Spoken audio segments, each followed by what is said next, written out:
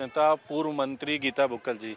Ma'am, निकाय चुनाव हैं, क्या कुछ निर्णय इसमें लिए जा रहे हैं इन निकाय चुनावों को लेकर के कांग्रेस के द्वारा? देखिए निकाय चुनाव को लेकर जो कमेटी बनाई आज उसकी मीटिंग हुई थी। एक एक सदस्य ने अपनी अपनी राय रखी है। म्यूनिसिपल कॉरपोरेशन के चुनाव हमने पहले भी कहा था कि सिंबल पर लड़ेंगे और कॉरपोरेटर्स का चुनाव भी सिंबल पर लड़ने की बात है। और बाकी फैसला सभी ने अपनी राय रखी है, उसके हिसाब से अध्यक्ष जी और जो हमारे सह प्रभारी हैं वो इस विषय में फैसला ले लेंगे।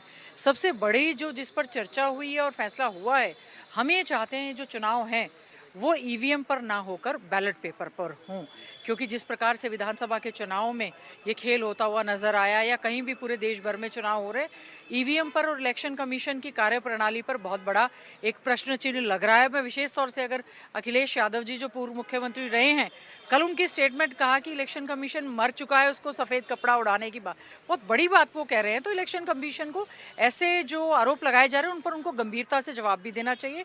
तो हमारी ये भी मांग है कि ये चुनाव जो है बैलेट पेपर पर होना आपको चाहिए। क्या लगता है, क्या निकाय चुनावों में भी ईवीएम सही नहीं होगी, कुछ ऐसा हो सकता है, आप उसको लेकर क्या संदेह है?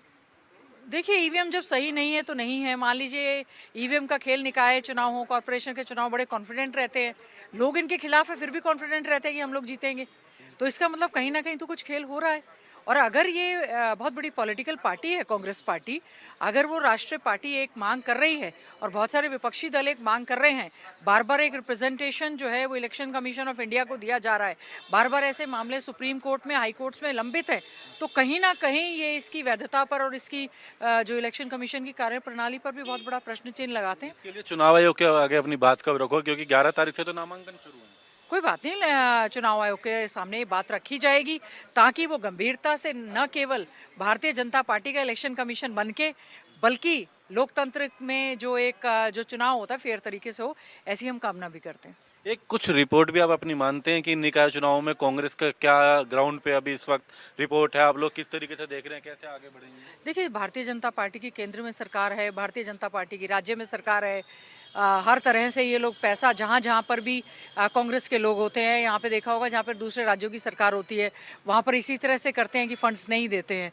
तो हम उम्मीद करेंगे आज के समय में लोगों में इस बात को लेकर एक जैसे भारतीय जनता पार्टी के हमारे खुद ही बीजेपी के सीनियर लीडर हैं, वो कह रहे हैं अपनी हवा में हमारी सरकार चल रही है, मुख्यमंत्री जी धरातल पर नहीं उतर रहे हैं, वो बता रहे हैं कि हम तो खुद ही नाराज़ हैं। तो हम लोग पूरी तरह से मजबूती के साथ फील्ड में उतरेंगे। और जो वर्कर हमारा संगठन ना होने की वजह से थोड़ा सा मायूस बैठा था, इसमें इंचार्ज प्रभारी लगा दिए गए हैं, कमेटीज बना दी जाएंगी। उम्मीद करेंगे पूरे उत्साह के साथ इस चुनाव में हम लोग जाएंगे। धन्यवाद। तो पूर्व मंत्री गीता बुक्कल